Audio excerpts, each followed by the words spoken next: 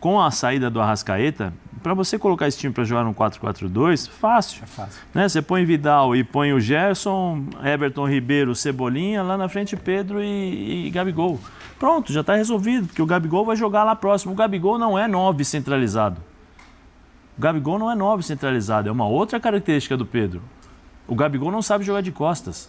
O Gabigol é de frente. É, o pivô que o Pedro faz é sensacional, Bruno. Gabigol não sabe fazer. Gabigol é especialista em armar as jogadas ali próxima à área e se movimentar nos espaços para finalizar. O Gabigol no Santos jogava pelo lado.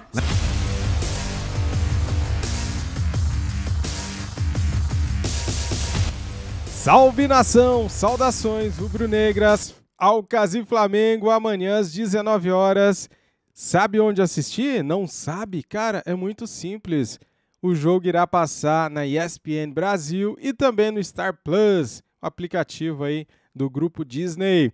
Como que você está, cara? Ansioso, animado, tá feliz? Quero saber, hein? Porque agora é o seguinte, hein?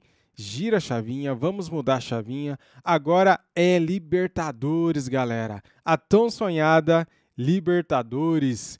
Separei para vocês aqui um corte do programa Futebol 90 da ESPN. Vamos ver aí o que os comentaristas irão falar da estreia do Mengão na Libertadores. Já quero convidar você que é Flamengo a deixar o like, a se inscrever aqui no nosso canal. Seja bem-vindo, tá bom? Faça os seus comentários, deixe aqui palpite para o jogo, por exemplo, né? Se você tiver a fim de deixar o seu palpite e o que você espera para a estreia do Mengão na Libertadores. Será que seremos tetracampeões? Tomara, né? Muito bem. Dito isso, vamos aqui para o vídeo. As imagens são da ESPN, Grupo Disney, link na descrição. Simbora. Simpático, campeão equatoriano. E é bom lembrar, né? O Flamengo volta, né? Ele estreia na Libertadores no local, né? No país onde deixou a Libertadores o ano passado, com o título, inclusive, né? A vitória lá sobre o Atlético Paranaense. Então o ambiente, né? O local é bom, o local tem bom astral, o ambiente é bom. Boas recordações, recentes inclusive, mas ainda assim a gente pode começar a achar algumas coisas assim, tipo Gabigol, Pedro, essas conversas aqui que a gente está tendo desde o último fim de semana, como é que vai ser, o Thiago Maia tá fora, enfim.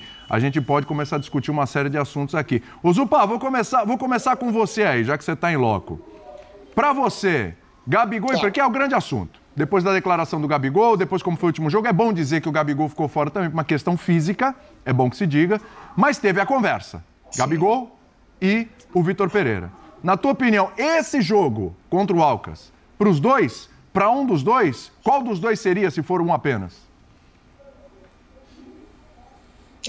Meu palpite, e aí é só palpite mesmo, né? Porque acompanhar de perto times treinados pelo Vitor Pereira torna mais difícil essa missão, porque nem os jogadores sabem quem vai jogar, né? Na maioria dos casos, das vezes, os jogadores ficam sabendo algumas horas antes, e o Vitor Pereira deixou claro no pós-jogo, na entrevista pós-jogo de sábado, que ele acha humanamente impossível repetir a formação nesses jogos todos. Então, de uma forma ou de outra, ele vai mexer.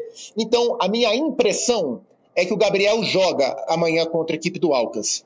E acho que jogará como centroavante. Estou desconfiado que ele vai dar uma segurada no Pedro, até pensando no jogo de sábado que vem contra o Fluminense. Então, o meu palpite, e aí não é informação não, é palpite mesmo, é que o Gabriel jogará como centroavante amanhã contra a equipe do Alcas. E aí não sei se com Cebolinha de um lado e Matheus França do outro, se com Cebolinha de um lado e Everton Ribeiro do outro, se com Everton Ribeiro de um lado e Matheus França do outro, mas o meu palpite é que tanto o Gabriel quanto o Everton Ribeiro começarão o jogo de amanhã, até pelo tipo de jogo que o Flamengo vai enfrentar. O Alcas é um time que joga com o seu bloco muito baixo, é um time que tem muita dificuldade de ter a bola, é um time que gosta de jogar no contra-ataque, e se faz isso, se é um time que não tem bola, assim, a média de posse de bola do Alcas, aqui no Equador, no campeonato local, é de 37%. Se contra os times locais o Alcas já não tem bola, contra o Flamengo é improvável que tenha mais, né? Então acho que é um time que vai ficar lá atrás, que vai tentar contra-atacar e que vai exigir do Flamengo um jogo mais de paciência. E aí até acho que por isso, já sem o Arrascaeta, ele vai de Everton Ribeiro. Meu palpite é que vai de Gabriel também. Eu acho que é por aí, né, Fabio? Porque, vamos lá, você jogou no Flamengo, você sabe. A gente estava conversando ali no camarim. Amanhã contra o Alcas, é para ter a posse de bola, é para ganhar, é para não passar sufoco.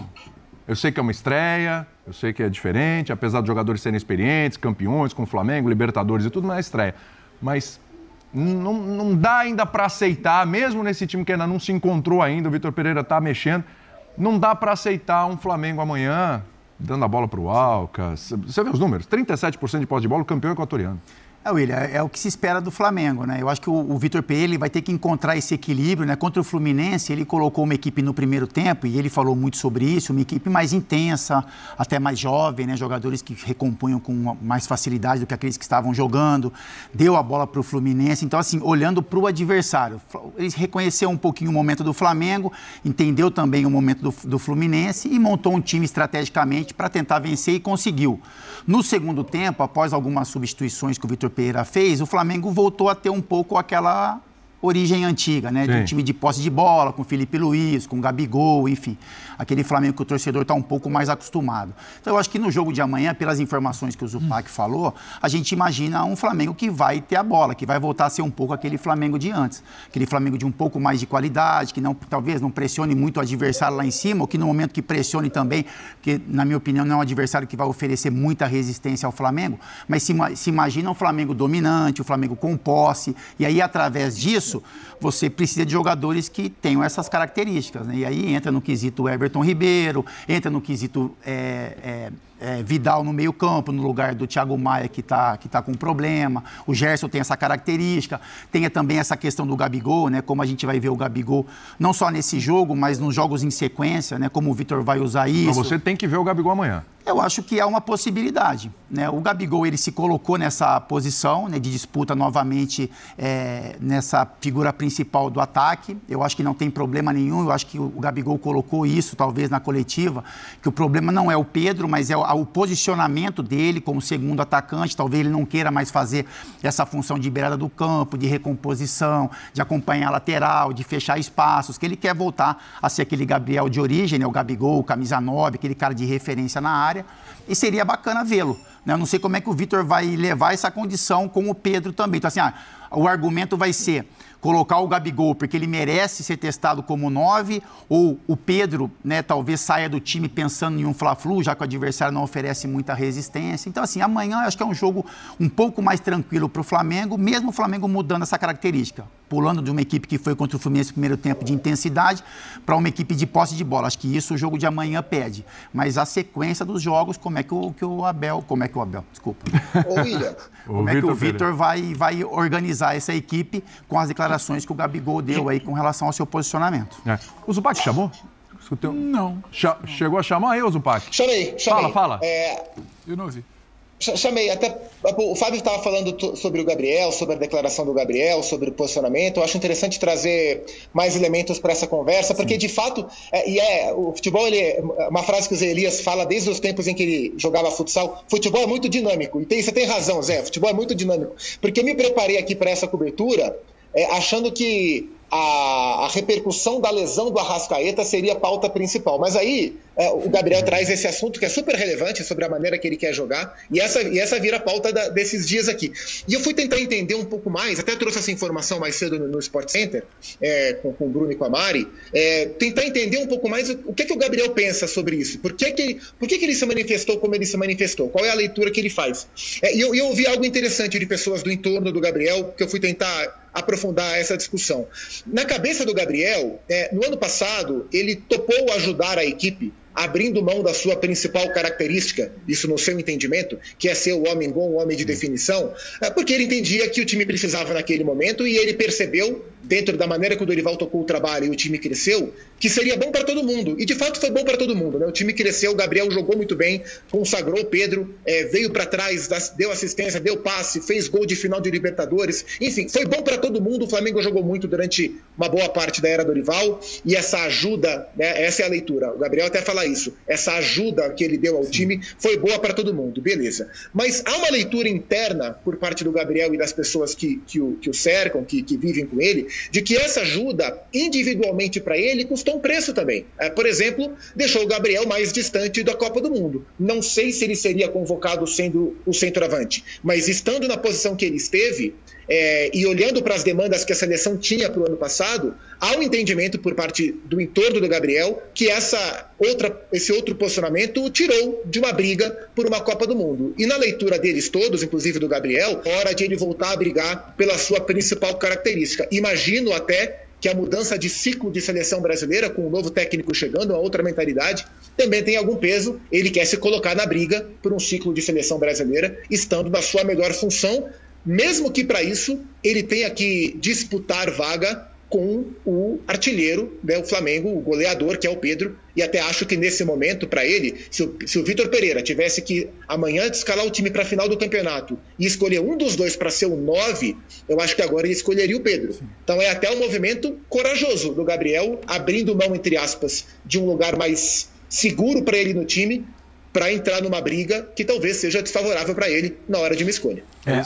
A conversa é complexa, né? Porque assim, o momento é do Pedro. Minha opinião, o momento é do Pedro, mas o Gabigol é mais bola que o Pedro, eu acho, no geral. Mas o momento é do Pedro porque o Gabriel em nenhum momento disputou com o Pedro. Então, ele esteve longe do gol. Esse é um ponto bom. Agora, como é que a gente vai medir? Ele vai tentar disputar. Então, isso é legal. Esse é um ponto legal, Pedrão, porque é o seguinte, a gente tá falando, porque o Pedro funciona bem e tal, não sei o que, o Gabriel... Mas peraí, o Gabriel em algum momento dessa relação, desde quando chegou o Dorival, né? Ele esteve nessa função, na função que era dele, pra gente olhar e falar assim, não, peraí, tá metendo gol pra caramba e tá... O Gabigol, ele tem o pré. Antes dessa mudança, a gente sabe como era o Gabigol. Sim. E o Pedro não tinha vez, lembra? Porque o Pedro não chegava lá só como reserva. Ele entrava, fazia gol e tal, mas o Gabigol tava sempre dando conta do recado. Até que teve a mudança. Né? E é bom lembrar que mesmo com essa mudança com o Dorival, o gol do título da Libertadores é do Gabigol. É bom lembrar que o Gabigol não deixou de fazer gol. Exatamente. Porque eu acho que tem uma mudança e o Zupac traz uma acho que o Gabigol tem uns 9 ou 10 gols. Né? Não, e até no ano passado mesmo, é que o Zupac traz uma leitura muito interessante do entorno dele, que talvez seja muito, Zupa, me corrija até se eu estiver errado, de perda de protagonismo. O gol ele continua fazendo. Só que você tem um Pedro praticamente como um rei da América, artilheiro de Libertadores. Foi pra Copa. Pontual em muitos momentos dos jogadores durante os jogos. O Gabigol era o 4º ou 5º jogador mais à frente. O jogador mais à frente era o Pedro. Tinha 2 jogadores ainda mais à frente do Gabriel. O Gabriel, às vezes, vinha um pouco mais atrás. Às vezes, ele era o 5º jogador mais próximo do gol adversário. Para um cara que tem o apelido de Gabigol, que tem essa preferência, ele revela que ele teve essa conversa com o Vitor de jogar próximo do gol, ele ser o 5º cara do time mais próximo do gol adversário. Aí eu acho que é um movimento olhando para frente. Mas será que ele não perde agora, talvez, o status quo ali, titular? Aí, aonde eu levaria esse status atual? O Gabriel vinha jogando muito longe do gol, ele não vinha, de fato, ajudando o Pedro como ajudou no passado, ele não vinha, de fato, ajudando o Flamengo. Exatamente. Não vinha ajudando o Flamengo. É o Gabriel e o coletivo. Então, é um movimento natural e é bom, porque a gente relembrava ontem, né? O Renato, no ano passado, em algum momento, ele para e conversa com o Vitor. Aqui não tá bom pra mim, não tá bom nem pro Corinthians. O Gabriel agora vira e fala, não tá bom pra mim, não tá bom nem pro Corinthians. Eu ainda acho que você pode... Pro Flamengo, desculpa. Eu ainda acho que você pode pensar... não precisa, pra mim, de ser muito essa coisa do Pedro e Gabigol. Mas se chegar nessa coisa meio, sabe, um ou outro, tem muito do que a gente bate na tecla sempre. A gente quem contrata o treinador. Como é que esse treinador joga? O que ele prefere? Quais são os jogadores que eu tenho? Mas essa análise nunca é feita. Não tem uma análise criteriosa do Departamento de Futebol do Flamengo para contratar alguém que encaixe com o seu elenco. Não, porque vai desenvolver o meu elenco mais que o Dorival. Não vai nada. Achou ali que tinha um que podia ser melhor, não gostava do Dorival, chutou a bunda do cara e vambora. Então, assim, é uma escolha do Gabriel. Não acho que seja só de coragem, senão parece, nossa, que corajoso, ele topou ficar no banco. Ele pensou nele também. Ele pensou nele, e ele tem o direito de pensar nele. Sim. Porque no ano passado ele já pensou no grupo. Não é que ele seja egoísta agora e não acho que tenha nenhum problema. É que agora piorou um pouquinho, né? A função já mexeu de novo, quer dizer, ele está mais longe. E acho que estou com o só para te passar, Zé, e acho que estou com o Zupa nessa previsão, não é uma informação de talvez ter o Gabriel em campo amanhã, porque eu acho que o Vitor aprende alguma coisa de gestão, de grupo, de elenco. Não é fácil, a verdade é que não é fácil tirar um cara do tamanho do Gabriel do time do Flamengo. Não é fácil. Tem um custo aí envolvido. Não é questão de estar certo ou de estar errado. E eu acho, a gente conversava isso na semana passada, inclusive eu e o Zupac, queria viajar, tentando entender. Faz sentido quando você olha para o jogo do Fluminense. Mas não é fácil, porque não é só o que faz sentido, é o que envolve essa decisão. E essa decisão envolve uma pressão que você vai ter interna, um questionamento que você vai ter do dirigente que não entende nada de futebol, um questionamento do torcedor que vai virar e falar: Gabriel fora de uma decisão, o homem-gol das decisões, tem tudo isso e você precisa administrar. Que a sensação é que é andar para trás. Para o torcedor eu entendo. E a partir do momento que você pensa em ter um tipo de jogo contra o Fluminense e outro tipo de jogo na estreia da Libertadores, é compreensível, talvez até minimamente inteligente, que você tenha o Gabriel por ali. Porque você precisa talvez descansar ou dar menos minutos ou dar um pouco mais de oxigênio para um time que vai precisar novamente ser muito intenso no final de semana. É que a sensação do torcedor, então eu palpitaria por aí igual o Zupac. Perfeito. É que assim, a sensação do torcedor, para passar para o Zé, tentando entender, captar aí o que o torcedor está falando e tal, a sensação é assim, mas peraí, o ano passado deu certo. Com Pedro, com Gabigol. É bom lembrar, o Gabigol já aí partia para um sacrifício ali, mas tá diferente, esse ano tá pior para o Gabigol, né? Deu certo com Pedro, com Gabigol, com Everton Ribeiro, com Arrascaeta, coisa fluida. Teve a dificuldade na final? Ok, teve, mas tava dando certo. Tanto a discussão era Pedro e Gabigol podem jogar juntos, Pedro e Gabigol podem jogar juntos, era a discussão da década. De repente entra um treinador que, claro que o Bruno Henrique saiu, vai voltar agora, mas enfim, conseguiu acertar. E o Flamengo ganhou 2 títulos. A impressão que dá agora, quando você de novo vai voltar a optar ou um ou outro, pode ser que isso aconteça, é que tá andando para trás. Fala, o que todo mundo queria aconteceu no passado, rendeu títulos. Agora vai andar para trás? É a sensação. Não necessariamente andar para trás, mas é a sensação, Zé. Boa tarde, William. Boa tarde, Capita, Pedro, grande Zupa, todos que estão nos assistindo. Mas assim, eu assisti as declarações, né, de ambos, tanto do Vitor como também do Gabigol. Mas eu não me empolgo nessa de... Não vou ficar 100% acreditando que Gabigol só vai entrar no lugar do Pedro. Até porque se ele fizesse isso, somente isso, o treinador iria mostrar uma limitação gigantesca. Porque você tem vários sistemas de jogo em que você pode colocar Gabigol e Pedro juntos. O Dorival deu uma opção no ano passado, você pode colocar um 4-4-2, Vidal, por cima, rapidinho, Vidal, já que... como é que fala? O Pascoal que fala, né? Que às vezes Deus escala, né? Deus escala. Com a saída do Arrascaeta, para você colocar esse time para jogar no 4-4-2, fácil. É fácil. Né? Você põe Vidal e põe o Gerson, Everton Ribeiro, Cebolinha, lá na frente Pedro e Gabigol. Pronto, já está resolvido, porque o Gabigol vai jogar lá próximo. O Gabigol não é 9 centralizado. É uma outra característica do Pedro. O Gabigol não sabe jogar de costas.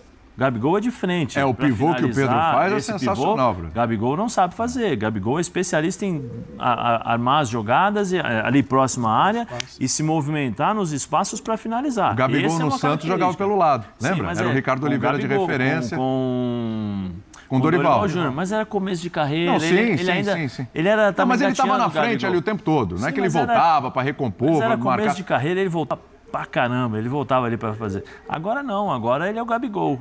Né? Então, assim, eu não me iludo nesse negócio de, só vai jogar se o Pedro sair. Porque se o centroavante, se o treinador realmente, de fato, acreditar que Gabigol só vai entrar no lugar do Pedro, desculpa, é uma limitação muito grande.